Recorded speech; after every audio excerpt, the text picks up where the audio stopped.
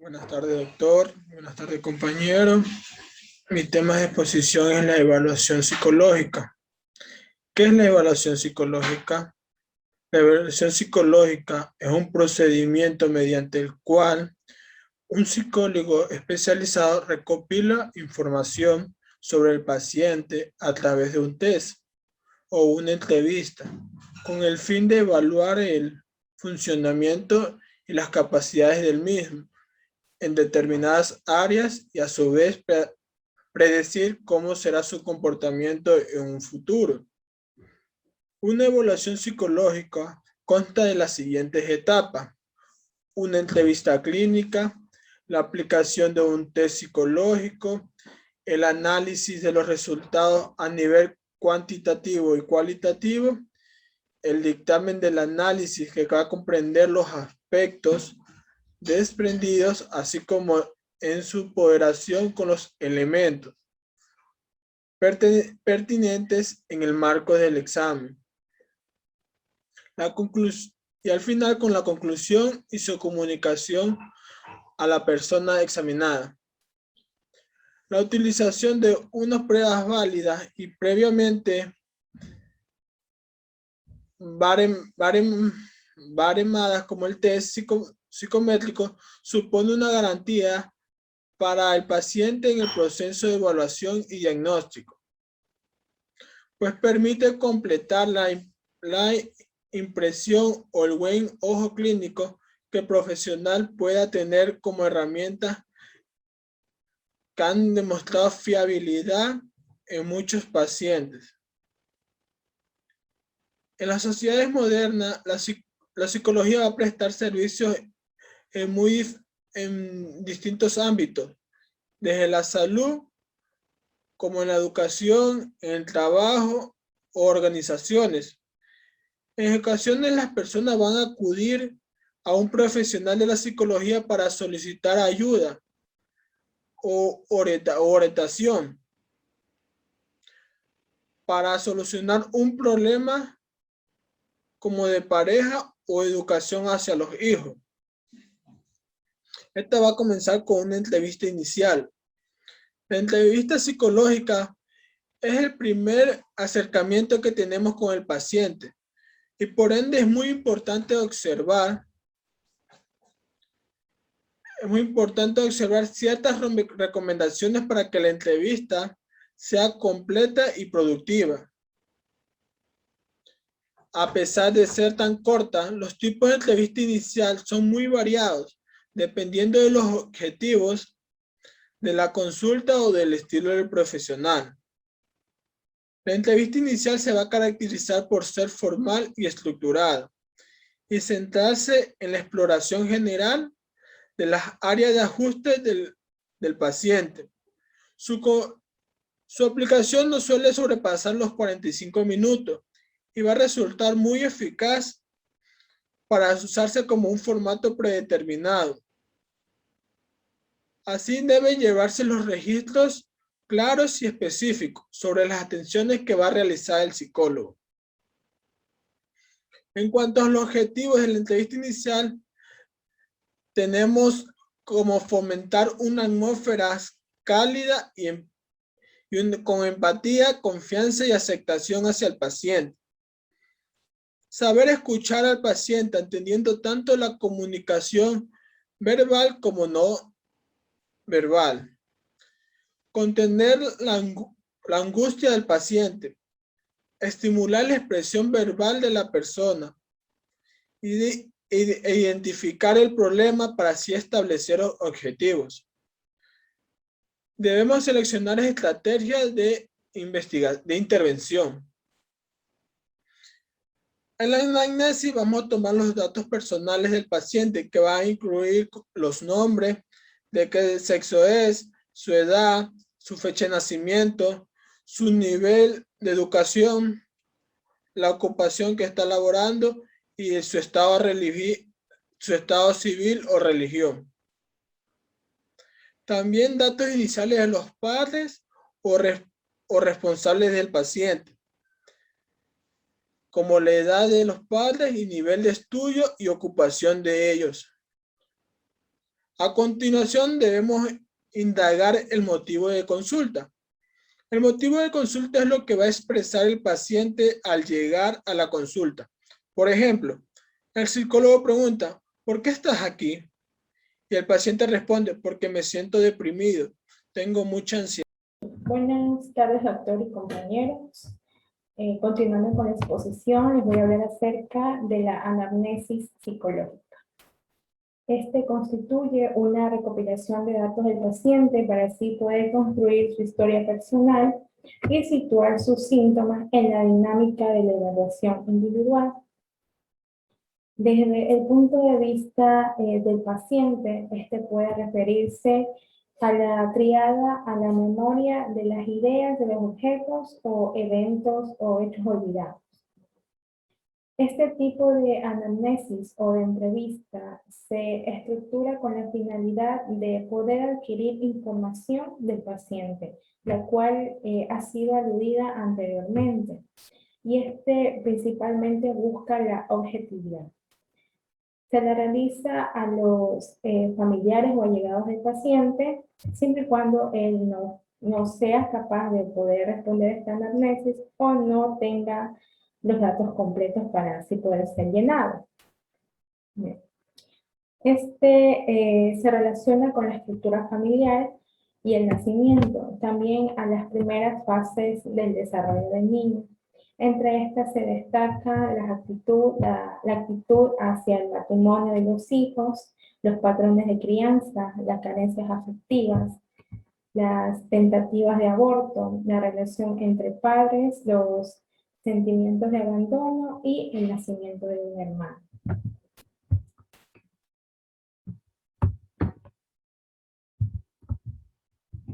Bien, ahora les voy a hablar de la anamnesis del nacimiento. Bueno, este es un proceso de exploración clínica que se lleva a cabo, se lo ejecuta para conocer y evaluar el trabajo de parto y la forma en que se dio la resolución de éste. Bien, esto lo van a referir los padres o allegados, como ya mencioné antes, del paciente, de manera que esté orientada a buscar o encontrar aquellos factores que lo afectaron.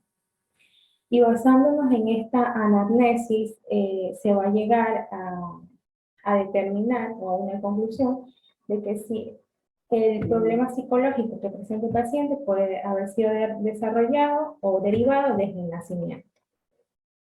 Bien, para que se realice esta anamnesis, se han empleado las diferentes estas preguntas como se encuentran en la imagen. Primero tenemos, basándose en el nacimiento, tenemos que dónde ocurrió el nacimiento del paciente, si se ha empleado la utilización de los forceps, también si fue parto normal, y si este fue normal, si fue inducido, si fue una cesárea de emergencia, una cesárea programada o una cesárea dada de manera normal. También, por otro lado, ya basándose en el recién nacido, tenemos que si él presentó hipoxia o anemia, o si tuvo el uso de una incubadora y en qué tiempo lo usó, si presentó alguna malformación congénita, ictericia, si empleó oxígeno, cómo se encuentra la materia fecal del niño, si tuvo la lactancia materna a tiempo o si fue... o si la mamá decidió darle fórmula, o si también el niño presenta desnutrición. Y también tenemos los patrones del sueño que también son evaluados. Bien, ahora en los primeros años de vida del niño. Bueno, el niño va a presentar diferentes características o patrones por el cual puede verse afectada su salud mental. Entre esto tenemos lo que es la inferioridad, es decir, que el niño se sienta inferior a los demás niños comunes y corrientes. Y esto puede derivarse ya sea por el trato que le dan las personas, sus diferentes amistades, o también por el ambiente social, de que este es otro punto. El ambiente social, es decir, si la gente que lo rodea lo trata de buena manera, o si su ambiente familiar también no se ve afectado. También tenemos lo que es el retardo psicomotor. Bueno, este se puede desencadenar por presencia de hipoxia, ya sea durante el embarazo o durante la labor de parto. Y por ende, una hipoxia va a generar un daño en el sistema nervioso central y esto se traduce en el retardo psicomotor. También tenemos otro aspecto, lo que es la dificultad económica.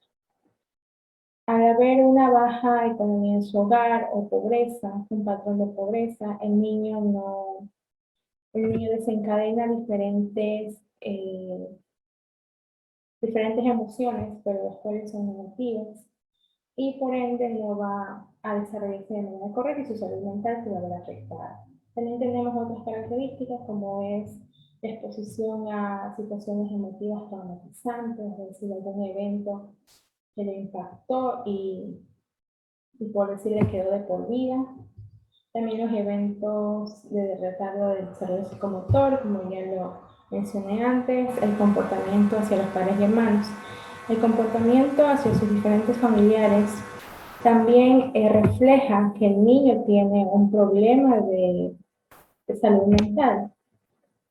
Entonces es importante que sea evaluado esto de manera emergente. Bien, ahora, al igual que la anamnesis de recién nacido, también en los primeros años de vida el niño va a ser evaluado con diferentes preguntas, es decir, que va a englobar lo que es el crecimiento y desarrollo. Tenemos aquí un sinnúmero de preguntas, entre ellas tenemos que si sostuvo la cabeza mientras el niño estaba creciendo, si establece su sonrisa social, si se sentó con normalidad, si gateó o caminó con normalidad, su dominancia, sea derecha o izquierda, la edad en que el niño empezó a hablar, si utiliza un lenguaje normal, también si es infantil al momento de hablar, es decir, tuvo infantilismo, con quién duerme, si sus patrones de sueño son normales, si presenta pesadillas ya sean consecutivas o tal vez de repente, si habla dormido, si el sueño de él es inquieto o camina dormido, y si sigue todos los patrones o los hábitos, ya sea el aseo, el comer, el vestir, y si los realiza con normalidad. También si se succiona el dedo o se come las uñas. Cómo se encuentra el control del esfínter anal, también el control de la vejiga, o si presenta algún tipo de fobia o temor. Y también se evalúa lo que si es capaz de apropiarse de las cosas ajenas, es decir, que frente a su entorno, por ejemplo, si el niño se encuentra en el jardín, va a presentar agresiones hacia sus compañeros, o también puede, como dice aquí, apropiarse de las cosas ajenas, sin que, y al momento en que quiere ser devuelto en sus sueños, el niño presente enojo o rabia hacia sus compañeritos. Continuando con la exposición, les voy a hablar acerca de la anamnesis en la pubertad. Bueno, proporciona el contexto para la exploración directa de cómo el paciente, es decir, el adolescente, percibe su propio problema y también permite evaluar el estado global del desarrollo y la salud mental del mismo. Por otro lado, también proporciona una información que no puede ser obtenida a través de otra fuente, como lo es situaciones de sufrimiento personal, ansiedades, pensamientos suicidas, alucinaciones, pensamientos obsesivos, entre otros. También proporciona o brinda una información relativa a los aspectos y los fenómenos mentales por los que esté pasando el adolescente, pero no se pueden observar. También otras informaciones como las conductas antisociales o las agresiones o abusos sexuales.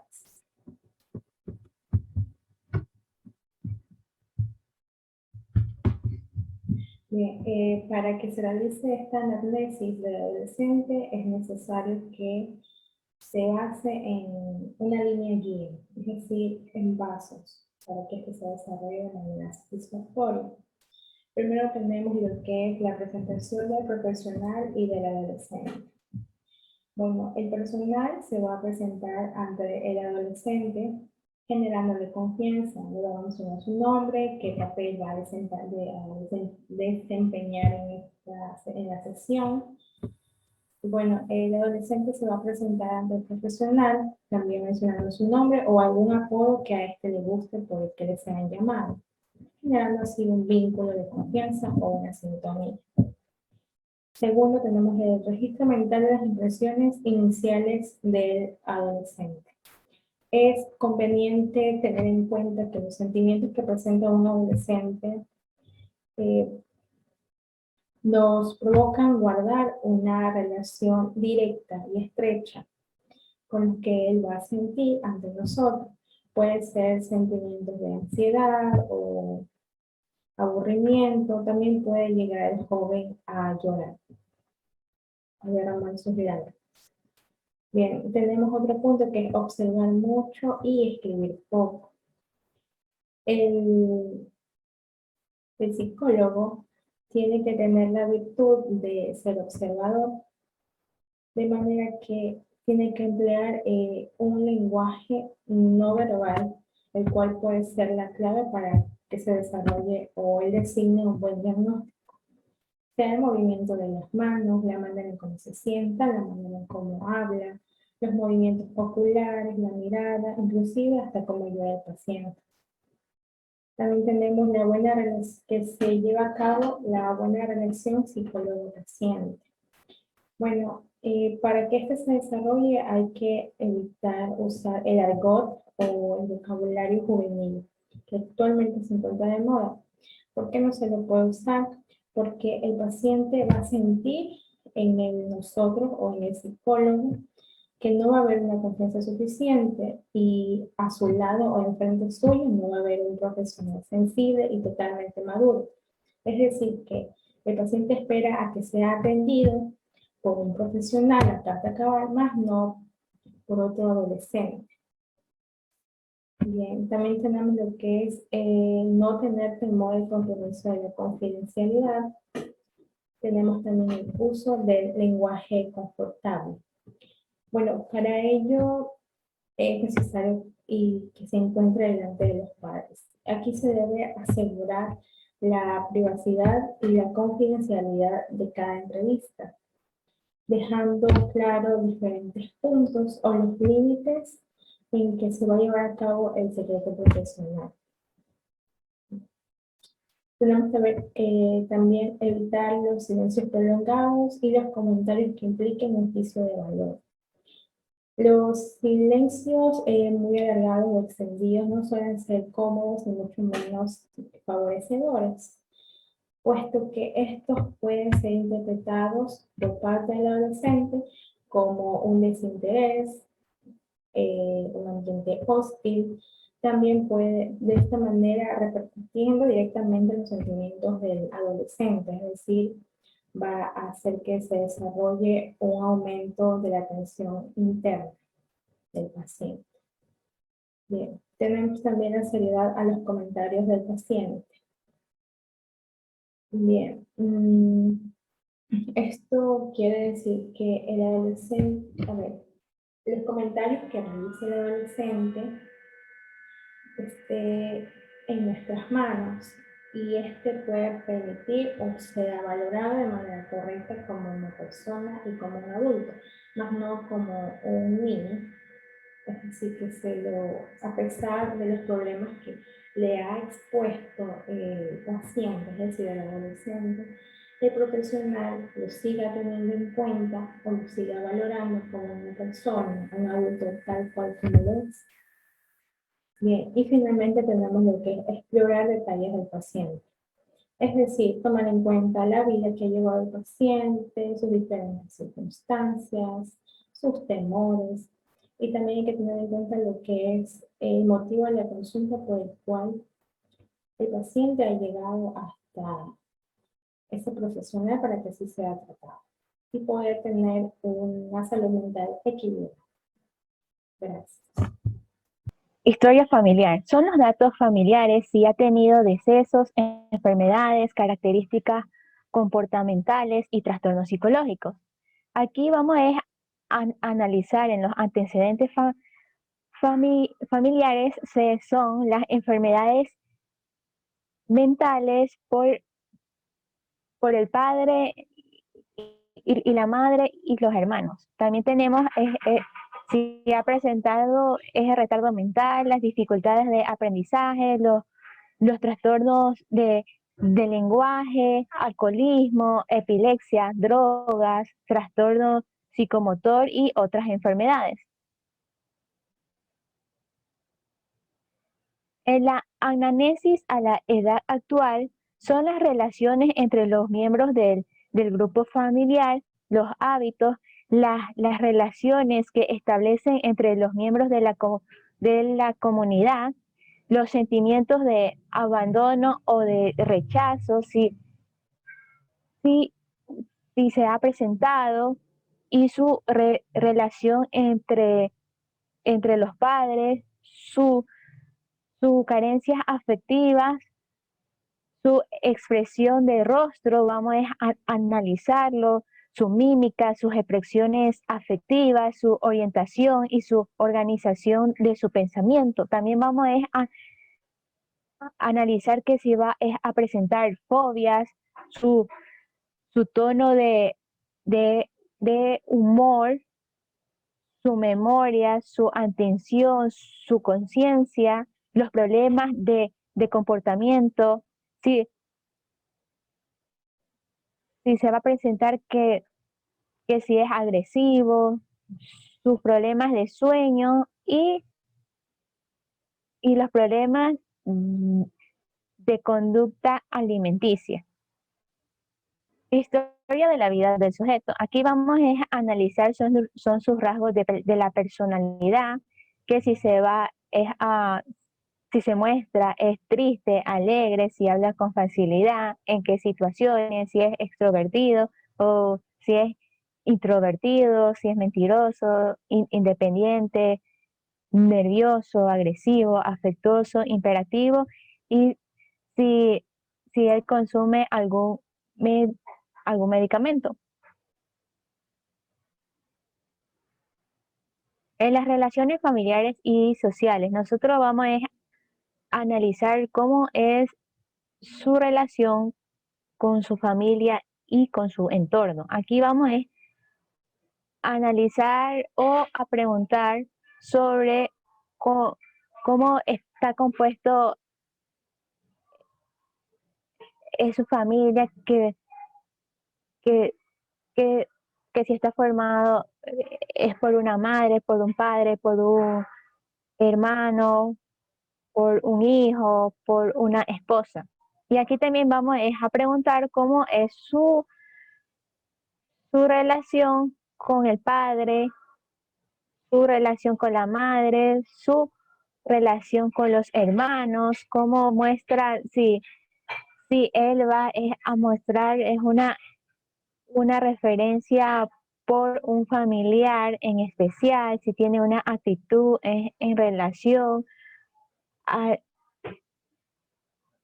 problema familiar, o si va a presentar es una relación con su entorno, si tiene alguna responsabilidad en la casa y su estado emocional de la madre, si se presenta cómo es sus emociones con su entorno familiar y cómo es su estado de ánimo, que si prefiere estar solo o acompañado. También vamos a preguntarle que si trabaja, si no trabaja, a qué se dedica, también su situación económica. También vamos a preguntar para que relate o para que describa su experiencia en el trabajo desde su primer trabajo hasta su puesto actual, lo que hacía, lo que le agradaba, lo que le desagradaba, su sueldo y, y cualquier logro especial. ¿En qué trabajo ha estado más contento y por qué? ¿O por qué ha estado más descontento y su por qué? ¿O si prefiere trabajar solo o en grupo? ¿Y qué tipos de depresiones de trabajo le gustan o le disgustan más? ¿Y en qué forma es usted más eficaz trabajando con los otros o en qué situación es menos eficaz? A continuación, mi compañero.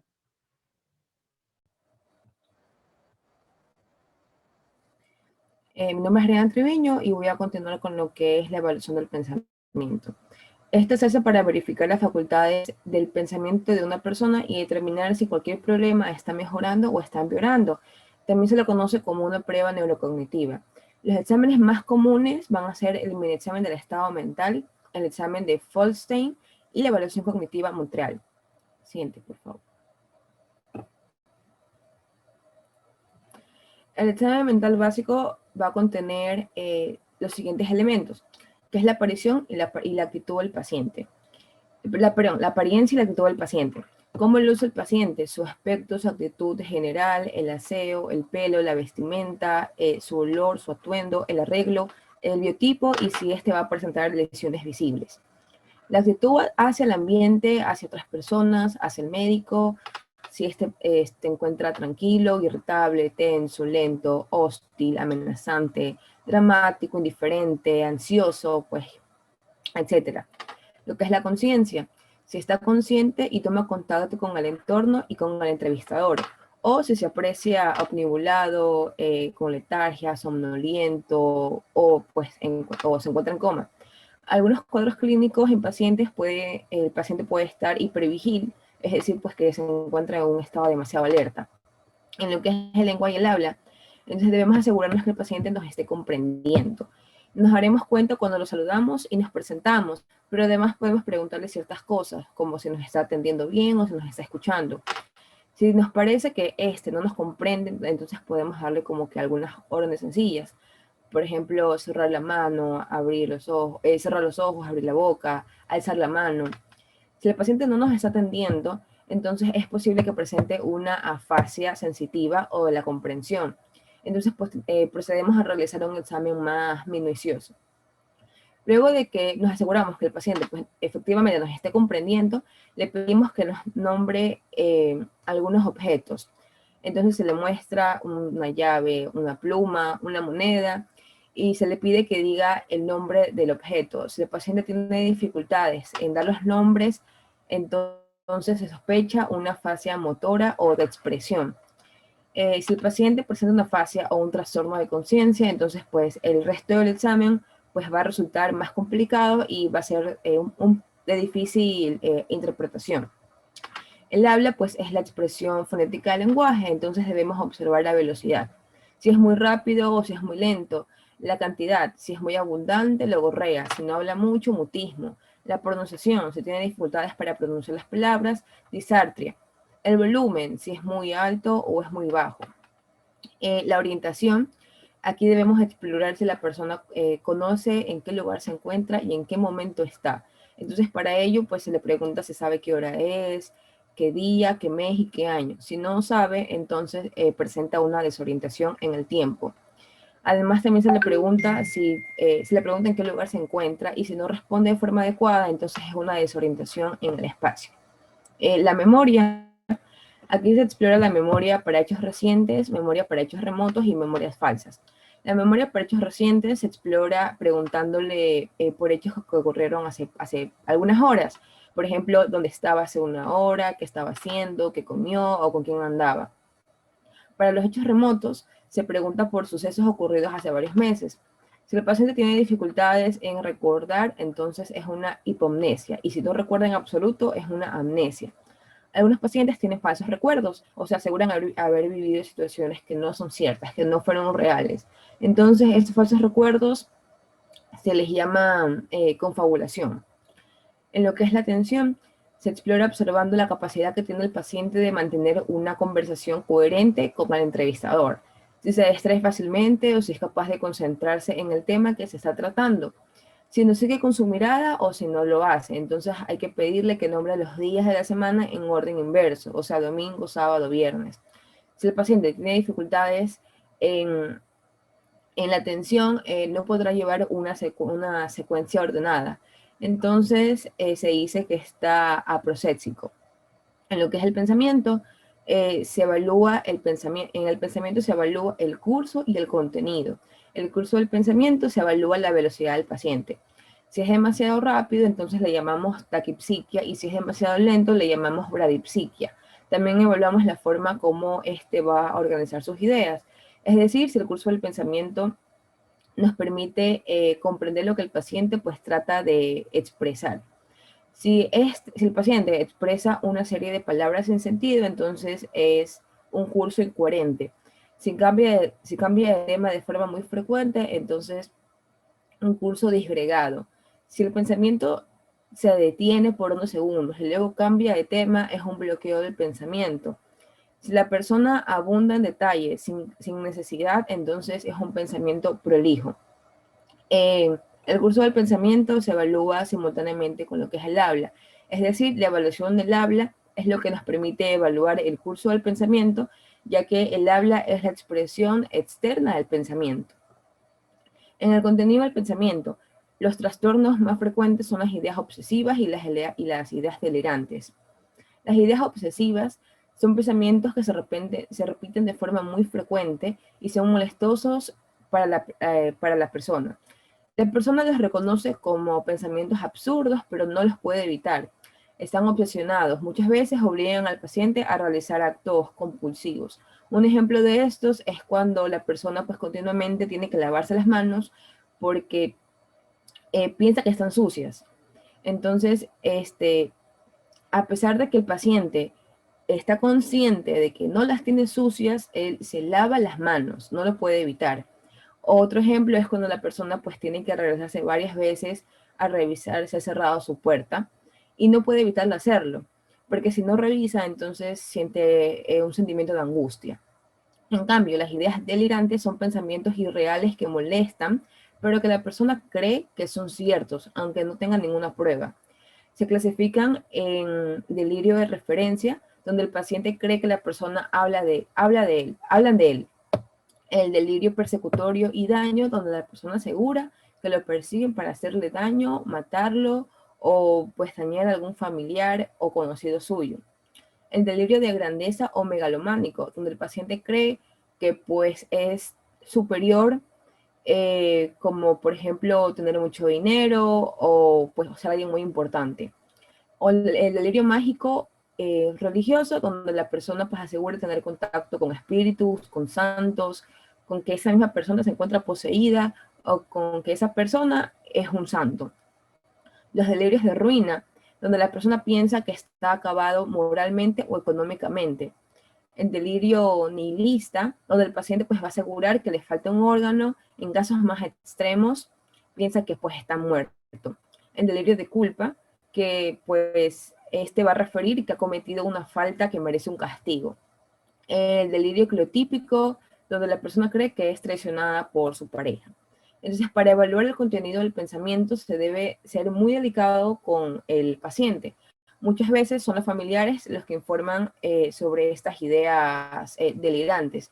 Una manera de abordarlos es preguntarle si ha tenido recientemente alguna preocupación y si logramos entrar en confianza con el paciente, entonces podemos preguntarle con cierto tacto, obviamente, por sus ideas delirantes, pero sin tratar de descalificarlo de plano.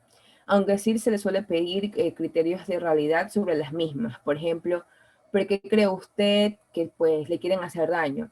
O ¿por qué dice que es el rey? O ¿cómo es que obtuvo tal título? O sea, nunca hay que decirle que no es cierto lo que dice, porque el paciente está convencido de ello. en lo que es la percepción o la sensopercepción. Pues aquí las alteraciones psiquiátricas más frecuentes de la percepción son las ilusiones y las alucinaciones. La agnosia es un trastorno de la percepción que consiste en la imposibilidad de percibir un objeto, pero este trastorno pertenece más al ámbito de la neuropsicología y se relaciona más con lesiones neurológicas. Las ilusiones son deformaciones de la realidad, cuando un paciente confunde un objeto con otro. Por ejemplo, una persona ve sombras en la noche y cree que son fantasmas. Las alucinaciones, bueno, estas se le dan mucha importancia en lo que es la psiquiatría y consiste en percibir objetos que no existen. Se clasifican de acuerdo a la modalidad sensorial que afecte.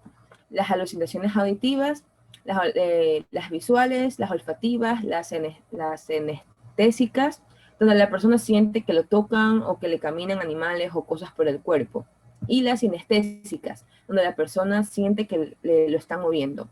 Generalmente son familiares o amigos, pues, quienes reportan al médico este signo, ya que por la conducta del paciente se dan cuenta de que algo extraño está pasando, porque lo ven hablando solo, lo ven reírse sin motivo, hacer muecas extrañas, o el paciente le dice que ve personas o cosas que las otras personas no ven. Cuando esto ocurre, entonces decimos que hay una conducta alucinatoria. El médico pues tiene que preguntarle al paciente si ha oído voces estando solo o si ha visto cosas que los demás no ven. Es necesario pues advertir que muchos pacientes esconden estos síntomas. Las alucinaciones hipnagógicas, hipnopómpicas se consideraban normales, pero pues con el pasar de los años se les ha venido relacionando con trastornos del sueño. Lo que es la afectividad, pues la apariencia del paciente, sus movimientos, su postura, la expresión facial y el comportamiento en general son importantes indicios de la afectividad de la persona, del paciente. Pero además se debe preguntar siempre cómo se siente, cómo está su ánimo o cómo se encuentra su humor. Preguntar si se siente triste, ansioso, si se encuentra con miedo o si está molesto, si está de buen humor. También hay que observar el estado emocional, si este cambia o se mantiene constante durante pues, la entrevista. También es importante observar si la apariencia coincide con el humor que dice tener. Hay que notar pues también si hay inestabilidad en su estado emocional, observar si su apariencia es consona emocionalmente con el contexto o si su apariencia pues es vacía emocionalmente, si es rígida, si es seria, si es inexpresiva. Entonces debe indicarse pues el estado afectivo del paciente con la terminología que mejor lo define, o sea, tristeza, alegría, irritabilidad, miedo, angustia, pues bueno, entre otras. Lo que es la psicomotricidad, pues la evaluación de la psicomotricidad se realiza mediante la observación del paciente, lo que nos va a permitir determinar si la actividad pues es normal o no. Puede ser aumentada y le llamamos hiperactividad. Cuando la hiperactividad va dirigida hacia muchas actividades planificadas e intencionales o voluntarias, le llamamos hiperbulia. Y si la hiperactividad es exagerada y no tiene una intencionalidad, entonces la vamos a llamar como agitación psicomotriz. Si la actividad se encuentra disminuida, entonces es hipoactividad o inhibición psicomotriz. Cuando esa hipoactividad es debida a una falta de voluntad de la persona, entonces es abulia o hipobulia.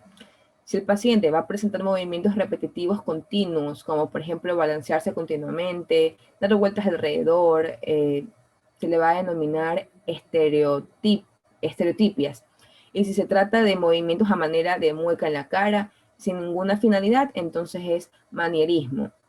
A los movimientos oscilatorios regulares y rítmicos, entonces esto es un temblor. Y ese temblor puede ser de reposo o de intención. Siguiente.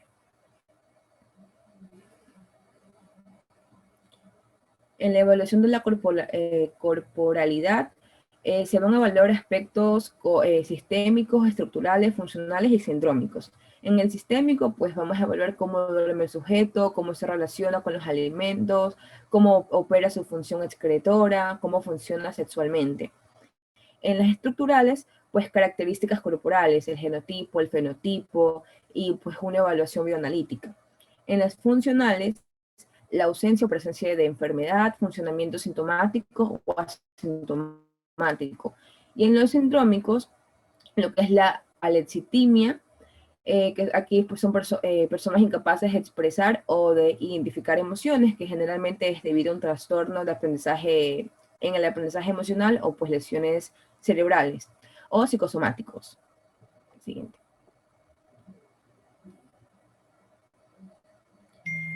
Los mecanismos de defensa, pues los mecanismos son aquellos que principalmente son de forma inconsciente, que los individuos emplean para defenderse de emociones o pensamientos que van a producir ansiedad o sentimientos depresivos si estos pues llegasen a la conciencia.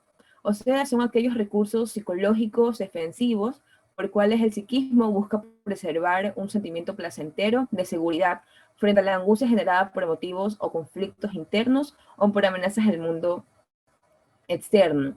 Son barreras que van a permitir rechazar ciertos impulsos y solucionar conflictos internos, externos y ambientales. Siguiente. Bueno, se les suele clasificar como primarios o secundarios en función del momento de su aparición en el desarrollo humano. Cuando más primaria es una defensa, más pertenece a las primeras épocas de la vida y más tiende a negar la realidad. Cuanto más secundaria es una defensa, más pertenece a las épocas tardías del desarrollo y suele preservar el criterio de realidad. Los mecanismos de defensa son una parte íntegra del funcionamiento psíquico de todo individuo y solo se los considera patológico cuando éste va a abusar de ellos o cuando son demasiado rígidos. Entre los mecanismos de defensa primarios tenemos el retraimiento, la negación, el control omnipotente, la idealización y desvalorización, la escisión, disociación, la proyección, introproyección e identificación proyectiva. Y los mecanismos de defensa secundarios pues vienen a ser la represión, la regresión, el aislamiento, la intelectualización, la racionalización, la anulación, desplazamiento, inversión, actuación, sexualización, sublimación y volver contra sí mismo. Gracias.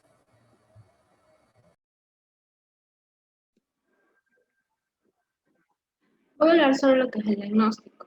El diagnóstico nos ayuda a definir lo que es el estado de la salud mental del paciente basándose en lo que es la aplicación informada y sistemática de los tests y otros medios de exploración psicológicos. Un diagnóstico en sí cuenta con tres elementos principales: el sujeto sobre el cual recae el proceso, el objeto que establece qué contenido fundamenta en el diagnóstico y la finalidad del mismo, la cual va a motivar la aplicación de una intervención concreta donde se reflejan las causas o factores que propician las observaciones impuestas en el diagnóstico. En este tipo de diagnóstico, lo primordial es la entrevista clínica, que es la herramienta más importante, y esta brinda lo que es al profesional un conocimiento global de la persona consultante. ¿Ya? Luego de la realización de lo que son las entrevistas clínicas, se recurre a lo que es la aplicación de una amplia gama de test psicológicos estandarizados. Pero, ¿qué es un test psicológico? Un test psicológico es aquella prueba, método o instrumento utilizado con el fin de evaluar o medir una o más de una de diferentes características que forman parte de la psique del individuo. Estos tests se basan en la conducta observable y en la expresión de la subjetividad del analizado de cara a inferir las características y estado mental de lo que sería el sujeto. Estos test psicológicos tienen diferentes clasificaciones. La más utilizada es la clasificación de Perrin. Esta de aquí consta de 4 tipos de test. Empezando con lo que es los test psicométricos. Estos aquí son empleados en la medición de características concretas de lo que es la psique. Por ejemplo, pruebas de actitud o de inteligencia. Este de aquí se trata de uno de los tipos de test psicológicos en que se considera que los individuos van a responder de una forma sincera, aplicando para ello pruebas no enmascaradas, en las que las respuestas son voluntariamente controladas por el sujeto. Estos tipos de test son altamente estructurados y se usan frecuentemente en la clínica como en ámbitos laboral y educativo. Otro tipo de test son los test objetivos. Estos están altamente estructurados y su tipo de test y pruebas se basa en correlatos fisiológicos, con el fin de medir un determinado elemento. Debido a ello, las respuestas dadas no son voluntarias ni pueden ser modificadas. Sin embargo, el objetivo de esta prueba suele estar claro, de modo que se consideraría no enmascarada. Se emplean diferentes instrumentos y aparatos para el ejercicio de las respuestas del individuo. Ejemplos de estos típicos de test pueden ser lo que es el polígrafo o el biofeedback.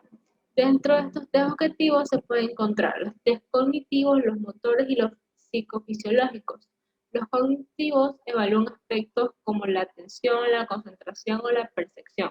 Los motores evalúan la ejecución de respuestas musculares a diversos estímulos. Y los test psicofisiológicos evalúan la relación entre conducta y fisiología en aspectos como lo que es la respiración, la tasa cardíaca, la temperatura, la respuesta sexual o digestión. Otro tipo de test son los test subjetivos. Este de aquí se tratan de los tipos de test psicológicos más habituales a la hora de medir lo que son aspectos de personalidad y vivencias del sujeto a partir de lo que son autodescripciones proporcionadas por el mismo sujeto. Este de aquí da una respuesta voluntaria. El individuo puede llegar a intentar falsear la información proporcionada. Si bien con el fin de detectar dichos intentos suelen aplicarse diferentes escalas de fiabilidad.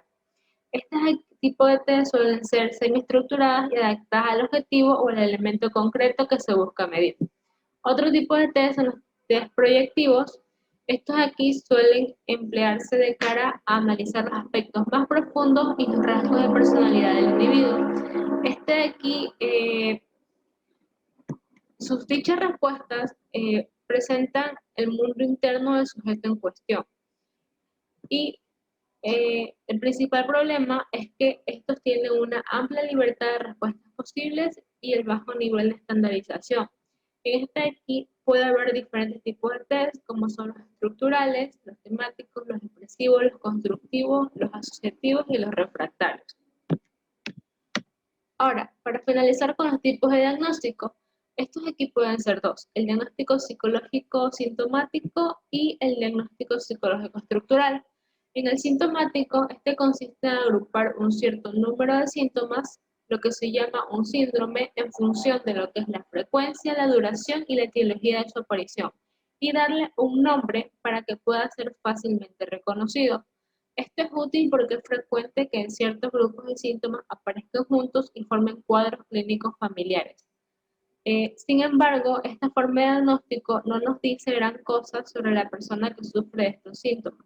No nos ayuda a tener lo que es una idea de qué tipo de persona es, ni qué personalidad tiene, ni cuáles son sus maneras habituales de sentir, pensar y comportarse. Esta forma de diagnóstico es descriptiva pero poco profunda, dado que síntomas parecidos pueden ser producidos por personas muy diferentes y tener causas diferentes.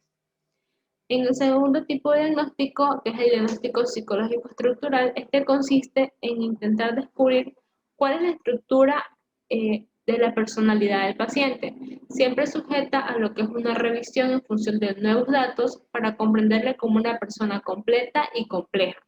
La estructura de personalidad consiste en qué tipos de vínculos establece esa persona con los otros, cuál es la cualidad y la intensidad de sus pulsiones y afectos, y qué mecanismo de defensa y de adaptación utiliza, qué autoimagen tiene, qué tipo de síntomas sufre y cómo ha llegado hasta ahí. El objetivo de este tipo de diagnóstico es hacerse una idea tridimensional de lo que es el individuo y procurar entender cómo funciona concretamente esta persona. Nos permite tener una idea más clara de qué tipo de tratamiento suele ser beneficioso y cómo enfrentarlo.